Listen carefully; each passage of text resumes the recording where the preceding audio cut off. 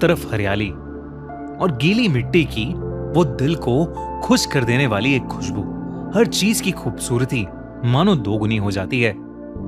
आप कहीं भी जाओ, लगता है जैसे बारिश आपका पीछा ही कर रही हो। पर अगर आपका पीछा बारिश के अलावा कोई और भी कर रहा हो तो? ये कहानी 24 साल के वरुण की है।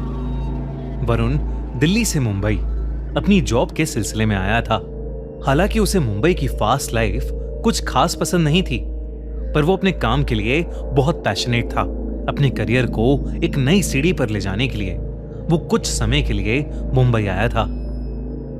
वरुण अक्सर अपने ऑफिस से लेट निकलता था, कभी कभी तो इतना लेट कि वो ऑफिस से निकलने वाला आखिरी इंसान होता था।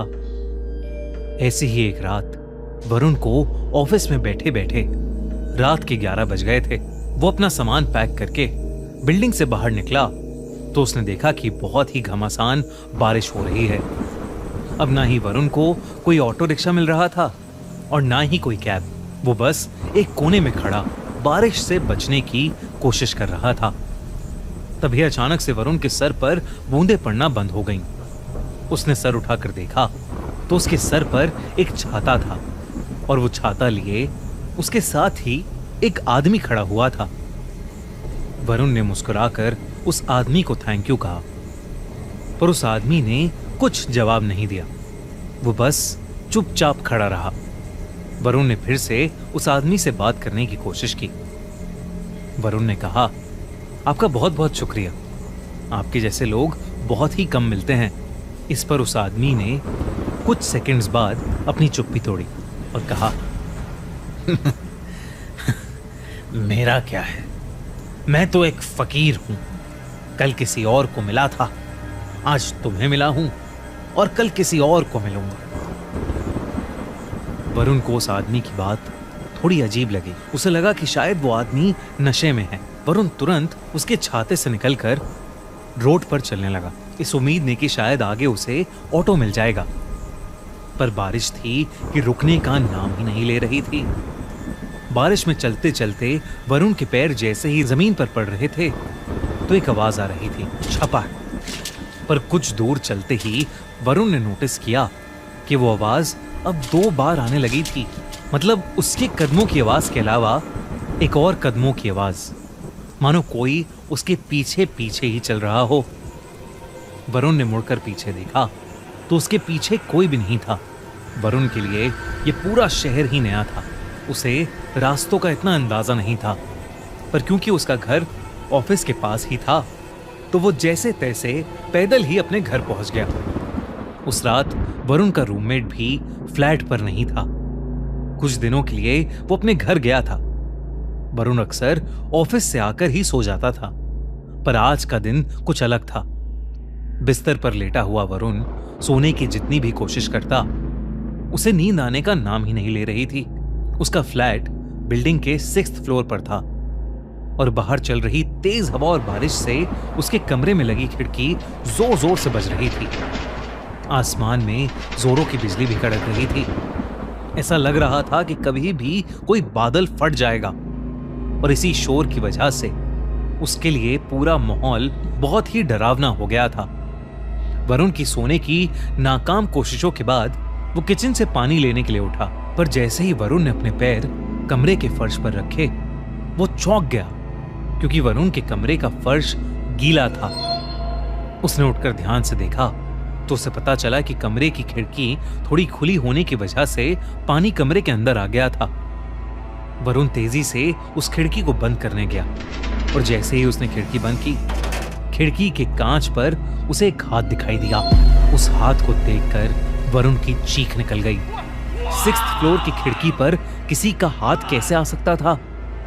वरुण डर के मारे अपने बिस्तर पर वापस चढ़ गया और उसकी आंखों के सामने वो हाथ वहां से गायब हो गया। वरुण को अब कुछ समझ नहीं आ रहा था। इससे पहले कि वो कुछ कर पाता, अचानक से फ्लैट की लाइट ही चली गई। वरुण ने अपने मुंबई के एक दोस्त को कॉल लगाने के लिए अपना फोन उठाया तो उसने देखा कि फोन को चार्जिंग पर लगाने के बावजूद उसका पूरा फोन डिस्चार्ज था, उसमें बैटरी ही नहीं थी। ये देखकर वरुण की हालत अब और खराब होने लगी थी। तभी उसे किचन से एक जोर से कांच टूटने की आवाज आई। वरुण उठकर किचन में गया तो किचन के फर्श पर एक कांच की टूटी हुई बोतल पड़ी हुई थी। नजर घुमाकर देखने पर वरुण को किचन में एक काली बिल्ली दिखी। वरुण को लगा कि शायद वो बोतल उसी बिल्ली की वजह से टूटी थी। वरुण की जान में जान आई। उसने खुद को समझाया कि इतनी तेज बारिश की रात में अकेले होने की वजह से वरुण को अजीब चीजें दिखाई दे रही हैं। उसने खुद को संभाला और किचन का कांच साफ करके अपने कमरे में वापस जाने लगा। पर वो नहीं जानता था कि उसके साथ अब क्या होने वाला था। जैसे ही वरुण अपने कमरे में वापस पहुंचा, उसकी रूह उसके शरीर से बाहर आ गई। उसके कमरे के कोने में वही आदमी खड़ा था जो उसे ऑफिस के नीचे छाते के साथ मिला था। वो आदमी बस वहां चुपचाप खड़ा हुआ था और उसके पूरे शरीर से पानी बह रहा था। बिजली कड़कने पर वरुण को उस आदमी का पूरा शरीर दिखा। उसकी चमड़ी पूरी तरह से नीली पड़ी थी। वरुण उसे देखकर सुन पड़ गया था। उसके मुंह से आवाज ही नहीं निकल रही थी।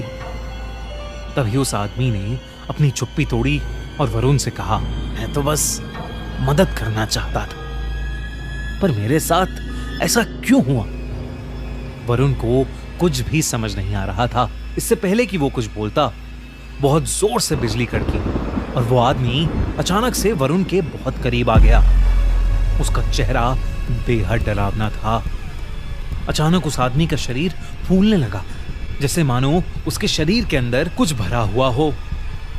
तभी एकदम से वरुण के कमरे में पानी भरने लगा। चारों तरफ पानी ही पानी था। इससे पहले कि वरुण कुछ कर पाता, वो पानी में डूबने लगा। वरुण को सांस ही नहीं आ रही थी और वो पानी में डूबता जा रहा था। अगली सुबह जब वरुण का रूममेट घर आया तो उसने वरुण को फर्श पर गिरा हुआ पाया। उसने जैसे तैसे वरुण को उठाने की कोशिश की तो वरुण के मुंह से बहुत सारा पानी निकला, जैसे उसे किसी ने समुंदर से निकाला हो। वरुण होश में आया और उसने अपने रूममेट को पूरी बात बताई। जब वो डूब रहा था तो वरुण को एक सपना आया, मानो वो उस आदमी की जिंदगी को देख पा रहा था। उसने देखा कि एक ऐसी ही रात जब बहुत बारिश हो रही थी, वो आदमी ऑफिस से अपने घर जा रहा था। बारिश इतनी तेज थी कि जगह जगह पर बहुत पानी भर गया था। वो आदमी ऑफिस के नीचे खड़ा ऑटो ढूंढ रहा था। तभी उसके पास आकर एक औरत खड़ी हो गई। कुछ देर बाद उस औरत को लेने एक गाड़ी वहां पर आई, पर गाड़ी में बैठते समय उस आदमी ने देखा कि उस औरत का दुपट्टा गाड़ी के दरवाजे से बाहर निकल रहा था।